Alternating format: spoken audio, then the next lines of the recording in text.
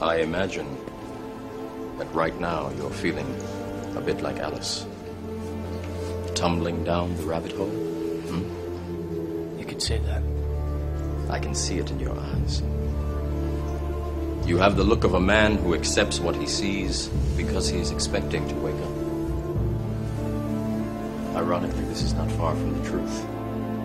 Do you believe in fate, Neil? No. Why not? Because I don't like the idea that I'm not in control of my life. I know exactly what you mean.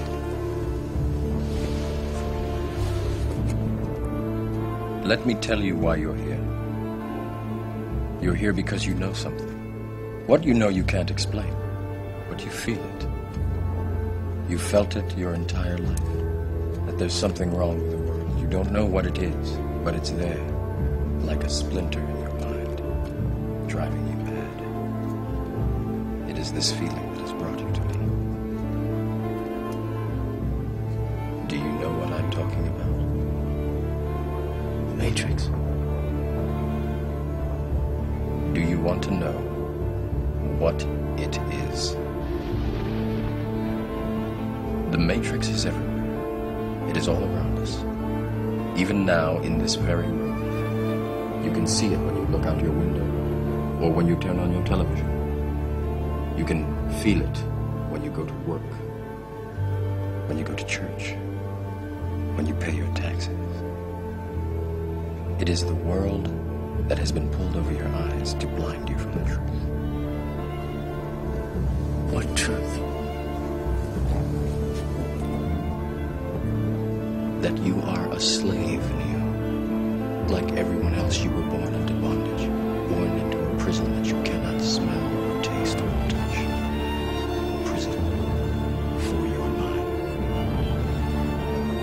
And so this one man told some of the enemies of the prophet, peace be upon him, he said, look, all these things you're saying about Muhammad, the people are not going to believe it. He said, we grew up with Muhammad. You call him crazy. The people know that Muhammad is not crazy. You call him this, you call him that. You say that he's possessed. But the people know that he's not possessed. We grew up with him. We know him. He said, hold on for a second. He said, I'll be back in a few days. So he goes up to Iraq. And he brings back with him some women who were, who were good at singing. True story. They were very good at singing. They were singers, entertainers.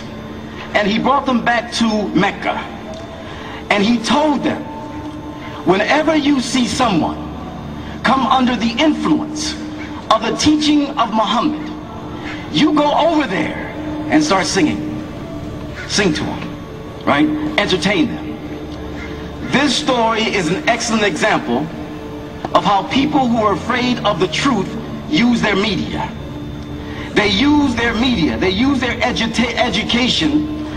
their entertainment as detainment.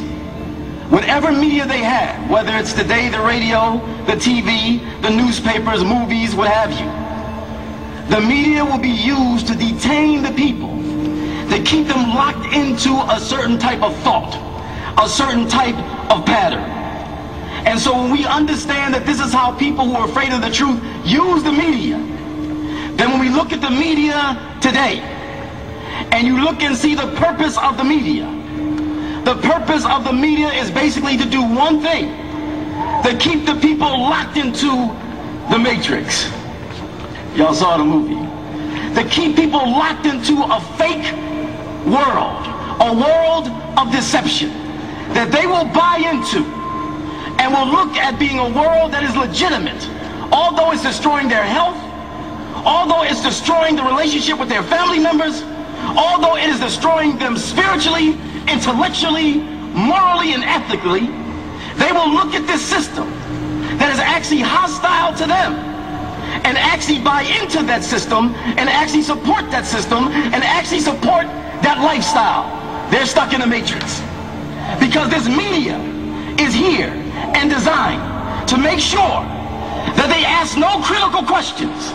What is the Matrix? Control. The Matrix is a computer-generated dream world, built to keep us under control, in order to change a human being into this. To make sure that the only thing that they are concerned about is having a good time.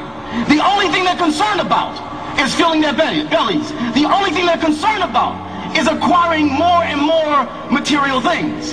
And so that is why today, one of the struggles that you have as young people, that when you want to do different events and you want to talk about real issues, you have the struggle of many of your peers who've been so conditioned in this matrix that they would rather party than listen to the truth. They would rather party and shop and go to the mall than to stand up for issues of justice. They're stuck in the matrix. But you have the responsibility of helping to wake them up. And fortunately, you do not need a whole bunch of people to do it. Because once you have the truth, it doesn't matter how many people you have. You have quality people, and you always take quality over quantity. But now there's a situation where the young people have been so distracted, have been so influenced, have been so indoctrinated, that young people today are not cognizant of the fact, not aware of the reality, that this country, America, is headed towards another period that could make the 60s look like a dress rehearsal. And at the core of that struggle has always been and will always be young people. But if you're students of history, you will know that in every period in America in which it was a period of upheaval and social activism, it came after a period where the people just wanted to chill. Remember the Roaring 20s? Y'all go to class that day? The Roaring 20s. Roaring because what? People was having fun, roaring, like it was party time, right? And look what happened in the 30s, right? During like the 50s, Ozzie and Harriet, right? Leave It to Beaver and so on and so forth, right? And the 50s led to what? The 60s. Look back in America. Right now, the people are in chill mode. Chill. It's about materialism, it's about sex, it's about the latest styles and so on and so forth. And young people have been distracted. But young people have a certain nature. You've been wired a certain way. You can't help it. You crazy. That's how you've been wired.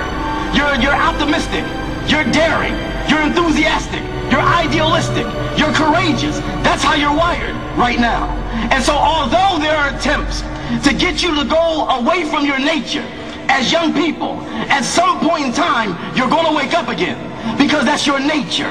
Because again, that's how you've been wired. And so this Islamic Awareness Week is important because, again, many people, their only understanding of Islam is what they get from the media. That's it. Their only understanding, their only view and picture of Islam is what they see on Fox News and CNN and the like. So we are here to give you this week, we want you to take the green pill. Yeah, if you take the red pill, you'll stay in the matrix. You'll just stay like, you'll fall for the okie doke on everything. You know what I'm saying? You'll even have a college degree from UCI and you'll fall for the okie doke because you stuck in the matrix. Because there are people who are well educated, right? And they stuck. They're not even thinking about it. How much money they have to pay for mortgages on their homes. And the poor people who paid all this money for, for their home, and now the price of the homes are falling because the prices were inflated, and now they have to pay back a mortgage on a home that's worth less than what they bought. They stuck in the matrix. And instead of them saying, no, I ain't playing this game. I'm not playing this game of you getting me in debt all the time. I'm not playing this game of me having to buy the latest this and the latest that when I can't afford it. I'm not playing this game anymore.